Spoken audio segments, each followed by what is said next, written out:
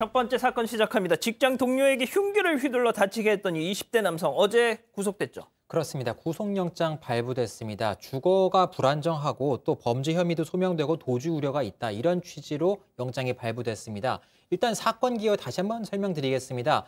직장 동료 여성의 집으로 몰래 찾아갔습니다. 흉기를 구입해서 렌터카를 타고 갔고요.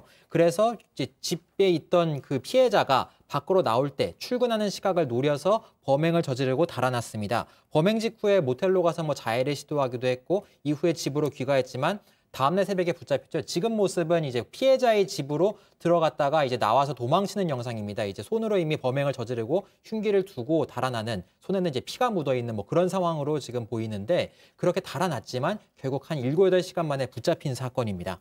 자, 저는 이런 자는 처음 봤습니다. 본인을 취재하는 기자들에게 욕설을 했어요. 보통 저도 이제 취재 현장에서 이런 경우, 특히 이제 법원에 나온 이 구속영장 심사를 받는 피의자들을 많이 만나는데 대부분 이제 고개를 푹 숙이거나 질문에 답을 하지 않습니다. 근데 이 사람은 답을 했거든요. 심지어 답을 한 것도 대체 왜 범행을 저질렀냐 이렇게 물었더니 욕설을 하면서 조용히 해라. 조용히 해라라는 건 제가 방송용어로 표현한 거고 거친 말들을 했습니다. 이게 사실 보기 드문 모습이거든요. 그래서 이 어떤 범행을 저지른 다음에 그 이후에 이제 피의자가 보이는 일반적인 다른 피의자들과의 다른 모습이라서 과연 어떤 마음 상태인지 개인적으로 참 궁금해지는 상황입니다. 예. 교수님, 제가 방금 말씀드렸다시피 이런 유형의 인간은 저는 처음 봤다라고. 저도 이제 사회부 수습 기자 때 경찰서를 돌면서 제 기억에 아마 강간범이었던 것 같은데 이제 취조를 받는 그 모습을 봤거든요. 근데 진짜 한 대 좀 때리고 싶은 생각이 들더라고요. 진짜 너무 터무니없이 발뺌을 하고 막 이럴 때는. 근데 저는 기자들한테 욕을 하는 경우는 전 진짜 처음 봤는데 무슨 생각일까요? 이 사람은?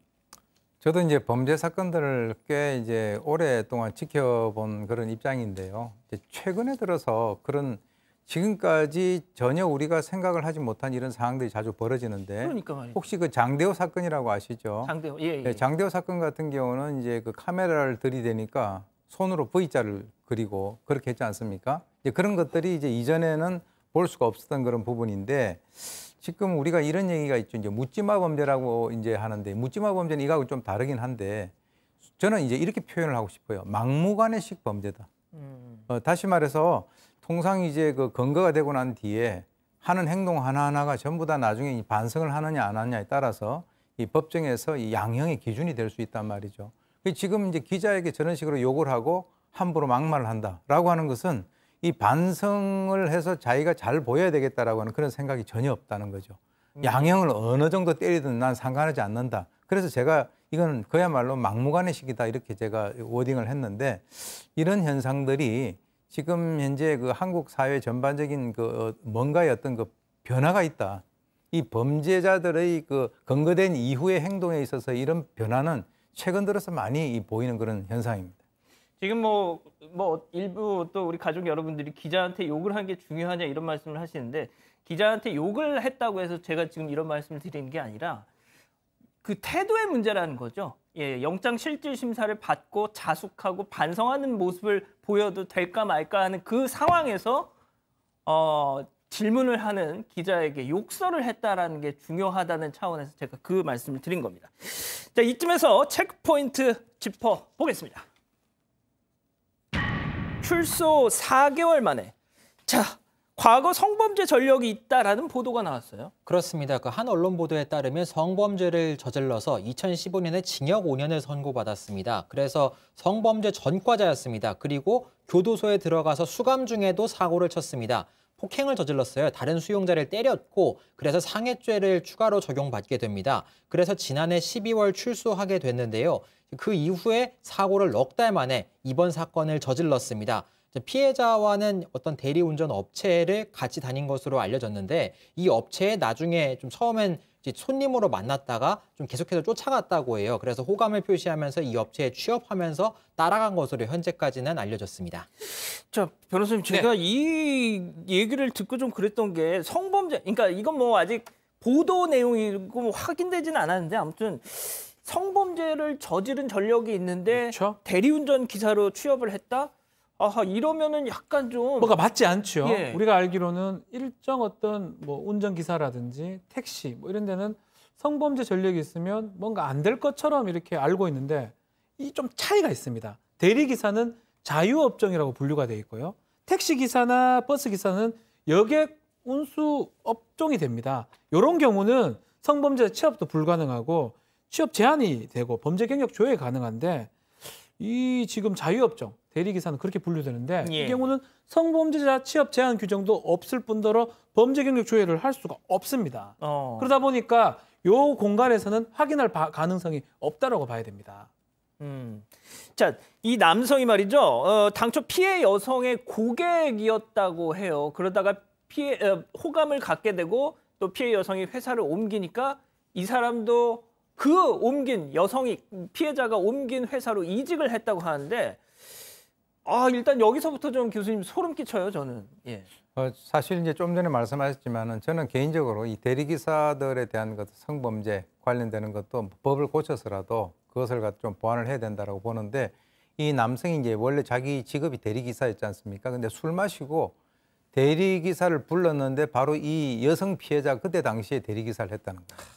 그러니까 이제 자기가 봤을 때는 이게 굉장히 마음에 든다라고 해가지고 찝적대다가 아예 2달 전에 이쪽 대리기사 회사에 이직을 해버렸어요. 그러니까 이 여성의 입장에서는 정말 무서운 거죠. 그러니까요. 자기에게 스토킹을 하던 그 남성이 아예 자기 회사에다가 취직을 해가지고 자기 근처에 있는 그런 상황이 되니까 아예 이 사람의 그 성범죄 경력이라든가 이런 것들을 보게 된다면 이 피해자를 성범죄 표적으로 아예 선택을 한 것이 아닌가 이렇게 추정이 됩니다.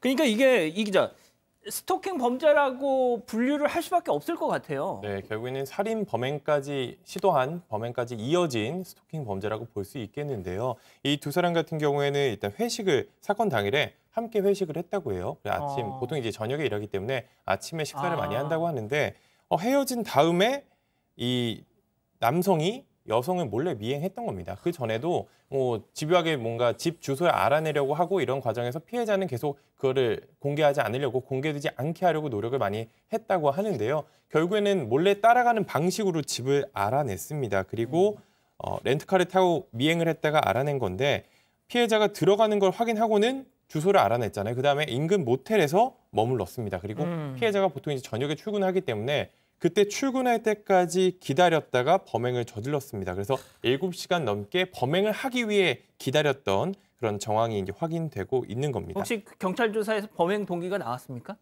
일단 그 부분에 대해서는 아직 하고 있는데요. 일단 피해를 입은 그 여성 같은 경우에 지금 상태가 좋지 않은 상황이어서 이 여성이 나중에 이제 조사가 가능한 그런 상태까지 이제 건강을 회복한 뒤에 구체적인 정황이 드러날 것 같은데요. 일단은 그 해당 피의자 그리고 동료들의 이제 조사 결과를 통대로 이 사건의 실체를 파악하고 있는 중인 것으로 보입니다. 일단 뭐 무시당해서 범행을 저질렀다 저런 얘기까지는 했나 봐요. 일단 뭐 정말 위험한 고비다, 중태에 빠졌다 이런 보도가 나왔는데 일단 위험한 고비는 넘었다는 그런 보도까지 지금 나오고 있습니다. 교수님. 일단 그 피의자 앞서 진술 있지 않습니까? 무시당해서 무시당하는 기분이 들어서 찔렀다. 이거 좀 어떻게 해석해야 될까요? 이 여성의 입장에서는 이 남성이 자기에 대해서 스토킹을 한다라고 하는 그 사실을 인식을 했을 거라고요. 그러니까 눈빛이라든가 와서 찝적댄다든가 이렇게 되니까 이 여성의 입장에서는 그 남성에게 대해서 친절하게 대해줄 수가 없어요. 그러니까 아무래도 피할 수밖에 없는 것인데 근데 이제 자기가 봤을 때는 왜 다른 사람들하고 얘기하는데 나하고는 얘기를 안 해. 또 이 사람한테는요. 가서 이렇게 친절하게 대하면 너 왜 나 친절하게 대해놓고 내가 뭔가 프로포즈 했는데 그걸 수용을 안 해. 예. 이런 식으로 자기가 철저하게 해석을 주관적으로 하는 그런 상황이기 때문에 이 스토킹 범죄의 가장 위험한 점은 이 가해자가 자기 나름대로 자기 식대로 해석을 하고 거기에 대해서 분노하고 공격해 들어온다라고 하는 것이 가장 위험한 점입니다. 저희가 뭐 요 며칠 사이에 계속해서 이 스토킹 범죄에 대해서 전해드리고 있는데 좀 이건 좀 어떻게 변호사님 어떻게 해야 될까요, 진짜? 그래서 지금 법 통과는 상당히 의미가 있습니다. 그렇지만 아주 부족한 부분도 아직 있고요. 9월 달부터 시행이 되는데 뭐 이게 반의사 불벌죄라는 어떤 뭐 문제점들도 있습니다. 어쨌든 간에 사회가 이제 한 걸음 앞선 상황이고 좀 신고를 좀 잘하고 경찰이 좀 적극적으로 대응해주고 이런 범죄 자체가 좀 우리 사회에 아예 발을 못 들이대도록 할 수 있는 그런 상황이 좀 필요하지 않나 생각이 듭니다. 진짜 뭐 말씀하신 것처럼 경찰의 좀 적극적인 대처 이게 정말 지금 좀 가장 필요한 게 아닌가 이렇게 좀 생각이 들고요. 첫 번째 사건 이렇게 정리하겠습니다.